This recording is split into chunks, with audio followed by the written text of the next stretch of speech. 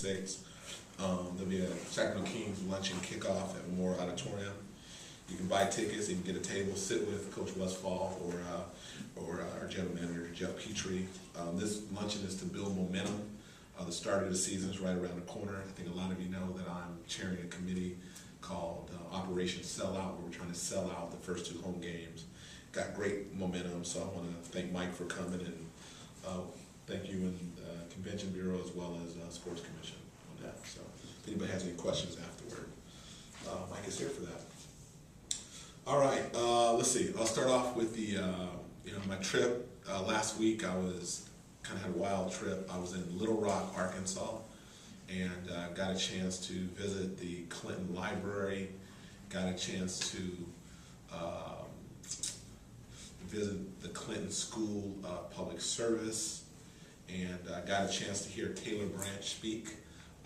Taylor Branch is a renowned writer, historian, wrote about the Martin Luther King papers as well as the Clinton tapes, his new book that's come out, so I'm trying to get him to come to Sacramento on his book tour.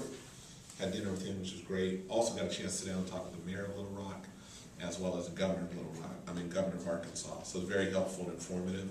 And then from there I went to College Station, Texas, which was another library there, the Bush Library. President Obama spoke, talked about service, the points of light.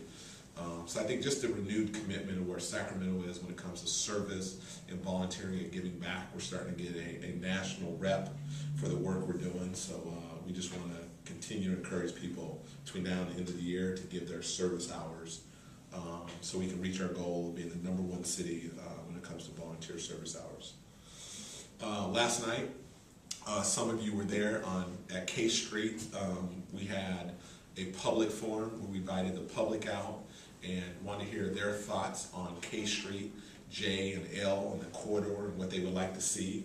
And it was very good. They had about 150 or so people turn out, so it was a great turnout. People gave me great feedback and input on what they'd like to see. There was a lot of common themes, but again, that fact-finding and information was very helpful.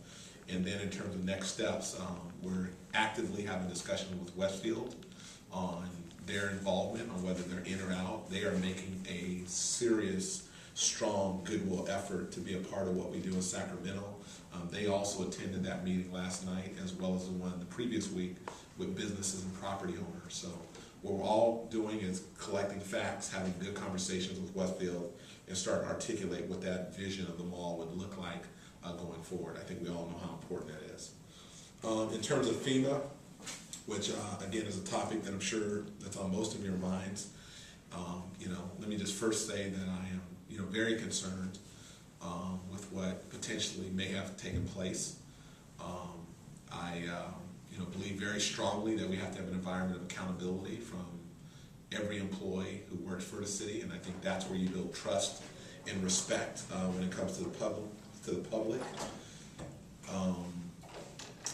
The issue, the city manager just kind of released a statement saying that 2 individuals were put on administrative leave. I think the city manager is trying to act as swiftly as possible as he believes it can be done. So certainly I don't have a comment probably beyond that until all the facts are brought to light. It would be a little premature for me to speculate on any of that. I will say this, that the city manager's office is also doing an independent audit, and it is something that within the first month of me being in office, first week in fact, I talked about how important it is to bring in external eyes and ears to look at different departments for efficiencies, for waste, fraud, and abuse, all those items. We should have been able to do that much sooner, and now we're more in a reactionary stage. We're reacting to something. We could have been proactive had we done that 10 or 11 months ago. So that is underway, so I certainly support that.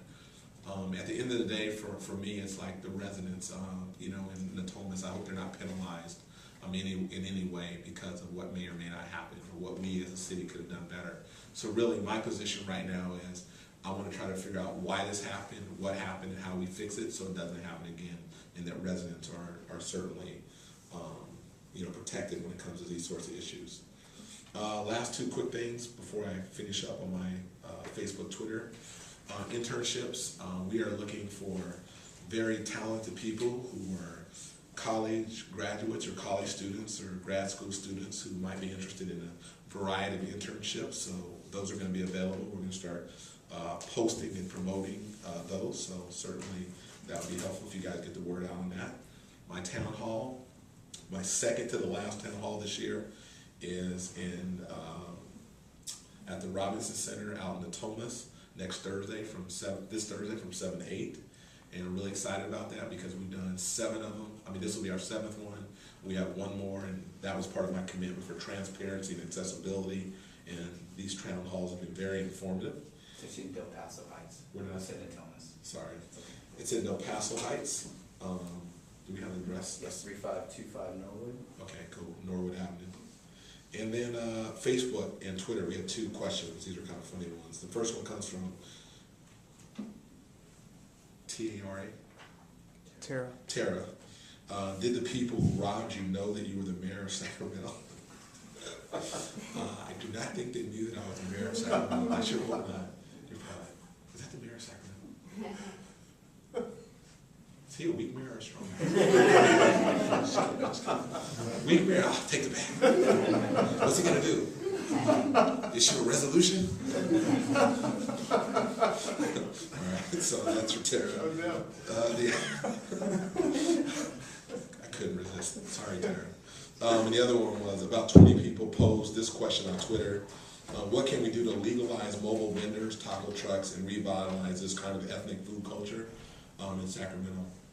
A couple things. Number one is I'm a huge proponent of supporting small business. And one of our strengths in Sacramento is our diversity. And we want to do everything that we can to make sure that we're helping small business owners be successful. Currently, the way we're set up, people that want to have these permits, they get them on lottery and they rotate, which doesn't seem to make the most sense. So it's certainly something that we'll look into and see if we can come up with a more stable way of doing that and certainly supporting our small businesses. All right, questions? With Westfield, are there any other discussions of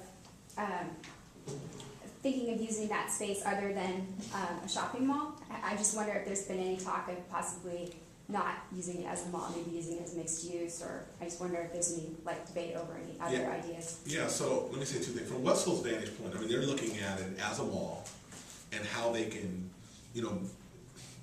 reimagine the mall into maybe a lifestyle center and things of that nature. So they're thinking outside the box a little bit on that. So that's number one, and I'll come back to that in a second. Number 2 is that the public has come up with all kind of ideas, and mixed use is a part of it. And whether you have, retail, and is there a way to bring residential to that mall to create the environment that you're talking about? How do we still preserve the entertainment complex and all? So all those things are being discussed, and honestly, I mean, we were having really good dialogue. And one of the things that Westfield said yesterday, Bob was there, and they said, look, we are more committed and more focused on Sacramento than we've ever been.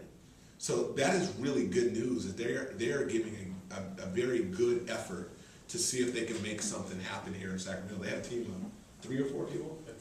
4 people fly out from Los Angeles. They were here all day. They went to the community meeting. So again, I think we're doing everything that we can to engage them as real significant partners on this. And when we think about the mall, their premise primarily is it has to be some sort of mall, but they're not opposed to looking outside the box. But at the end of the day, for them, it's going to be, what do we as a city want, and what do they think they can do to earn a healthy return?